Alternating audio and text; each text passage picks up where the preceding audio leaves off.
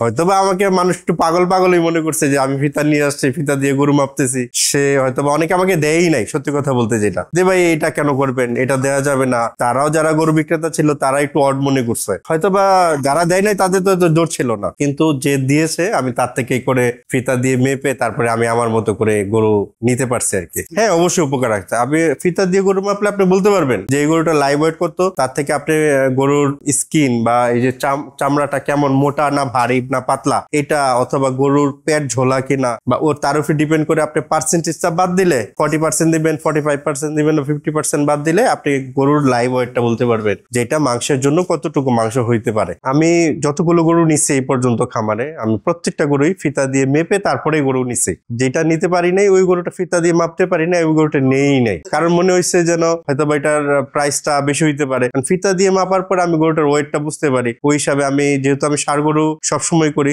সেক্ষেত্রে বোঝা যায় যে আমি ষাঁড় গরুর জন্য আমি ফিতা দিয়ে মেপে নিলে আমার ওয়েটটা বুঝতে পারি আমি এত কেজি আছে লাইভ ওয়েটে। যখন আমি ফার্স্ট টাইম মনে হয়েছে যে প্রথমবারে গরু বিক্রি করার পরে প্রথম বছরটা আমার কিন্তু মোটামুটি কিছু লস হয়েছে। সেটা হলো যে আমি খামার করতে গিয়ে, যেমন গরুর যে চৌবাচ্চা করতে গিয়ে, গরুর যে খাবারের যে স্পেস গুলি করতে গিয়ে একটু খরচটা বেশি হয়েছে। ওই হিসাব করে দেখতে গেলে যে আমার কিছু টাকা হয়তো বা প্রথম বছর লস হয়েছে। পরবর্তীতে আলহামদুলিল্লাহ মোটামুটি ভালো হয়েছে। পরেই মনে হয়েছে যে আমি এটা আরো বড় করতে পারবো বা এটা আরো বড় করা যায়, এই শিল্পটাকে আরো বড় করে করা যাবে। প্রথমত আমি 4টা গরু দিয়ে শুরু করছিলাম। প্রথম দুইটা করে 4টা গরু নিছি। পরবর্তীতে যখন দেখছি যে এটা নিয়ে করা যায়, আমি পারবো, আর আমার প্রচেষ্টা ছিল, সেক্ষেত্রে আমি আস্তে আস্তে পরে ডে বাই ডে গরু আমি বাড়াই। জানি না অন্য খামারিরা কে কিভাবে করে, কিন্তু আমি যেভাবে করছি সেটা হলো যে প্রথম 3-4টা গরু থেকে শুরু করে ডে বাই ডে আস্তে আস্তে গরু বাড়াই। গরু বাড়ানো আমার মনে হয় ব্যবসার পলিসিটা এইটা হওয়া উচিত যে একবারে বড় করে খামার না করে আস্তে আস্তে ডে বাই ডে গরু যেন বাড়ায়।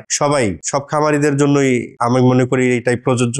আমার সবথেকে বড় গরু যেটা ছিল 750 কেজি ওজনের, সেটা আমি প্রায় 14 মাসের মতো, আমি হাট থেকে নেয়ার পরে 14 মাসের মতো আমি এই গরুটাকে লালন পালন করি। তারপরের বছর যে আমি গরুটা বিক্রি করি। এটা প্রায় 750 কেজি ওজন হয়েছিল এই পর্যন্ত আমার খামারের সবচেয়ে বড় গরু। আমি যে ফ্যাক্টরি করার জন্য জায়গাটা করছিলাম বা বিল্ডিংটা করা হয়েছে, সামহাও কোনো কারণে আমি করতে পারিনি। পরবর্তীতে যেহেতু আমার ঘাস করার পর্যাপ্ত পরিমাণে জায়গা আছে আশেপাশে, তো আমি চিন্তা করলাম যে আমার পাশে পুকুরও আছে একই সাথে, তো ভাবলাম যে এখানে গরুর খামার করলে হয়তোবা আমি হয়তোবা তার থেকে ভালো কিছু করতে পারবো। এই একটা চিন্তা ভাবনা থেকেই করা বা শুরু করা। প্রথম তো সবাই বলছে যে আসলে গরুর খামার করা পারবেন না, এটা লস, এই সেই অনেক কিছুই বলছে। হ্যাঁ, আরো বেশি অবাক হয়েছে যে এমন একটা বিল্ডিং, 3তলা বিল্ডিং, আমি চাইলে কমার্শিয়ালি ভাবে ইউজ করতে পারতাম, না করে আমি অথবা ফ্ল্যাট আকারে ফ্ল্যাট বানিয়ে আমি বিক্রি করতে পারতাম, ভাড়াও দিতে পারতাম। সেটা না করে কেন গরুর খামার করতেছি? পিছনের মানুষ তো অনেক কিছুই বলে। তো সবাই যেটা বলছে যে পারবেন না,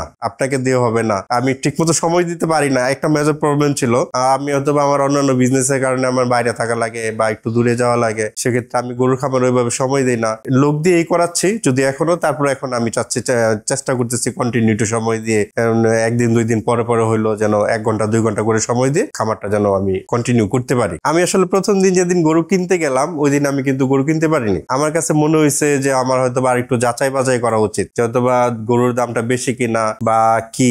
এক হাট থেকে আরেক হাটে দেখার পরে যখন আমি এটার ভেরিয়েশনটা বুঝতে পারলাম যে কোন গরুটা কেমন ওয়েট অনুযায়ী কেমন দাম হইতে পারে, সেক্ষেত্রে আমি তার 2টা হাট পরে গিয়ে গরু কিনতে শুরু করলাম। আমি তো গ্রামের ছেলে, আমি তো দেখা গেছে যে কুরবানি সিজনে গরু কিনছি নিজেদের জন্য, অথবা বিয়ে শাদী কোনো অনুষ্ঠানের জন্য হাট থেকে গরু কিনতে যাইতাম। সেক্ষেত্রে দেখা গেছে যে গরু কেনার একেবারে অভিজ্ঞতা নাই বললেই হয় না, কিছু অভিজ্ঞতা অবশ্যই আছে। তাছাড়া যেহেতু ইউটিউব চ্যানেল আছে বা বিভিন্ন চ্যানেল থেকে দেখে দেখে কিভাবে কোন গরুটা কোন জাতের গরু নির্বাচন করা লাগে ওগুলি দেখে একটু শিখছি আর কি, আগ্রহ হয়েছে। ইউটিউবে যেটা আমি শিখছি সেটা হলো গরুর জাত, কোন জাতের গরুগুলি আপনার মাংসতে বেশি আসে, কোন জাতের গরুগুলি কিনলে আপনি হয়তো বা আপনার খামারের জন্য খামার উপযোগী, এগুলি দেখতাম আর কি সবসময়। তারপরে আমি হাটে গেলাম, দেখতে চেষ্টা করলাম এটা কোন জাত। আমি যেটা ইউটিউবের সাথে মিলে আমি যে গরু বিক্রেতা ছিল তাদের জিজ্ঞেস করতাম যে বেটা এই গরুটার নাম কি ভাই, মানে কি জাতের গরু এটা। তো তাদের থেকে যখন আমি কম্পেয়ার করতাম যে না ইউটিউবের সাথে এদের সাথে কথার একটা মিল আছে, সেক্ষেত্রে আমি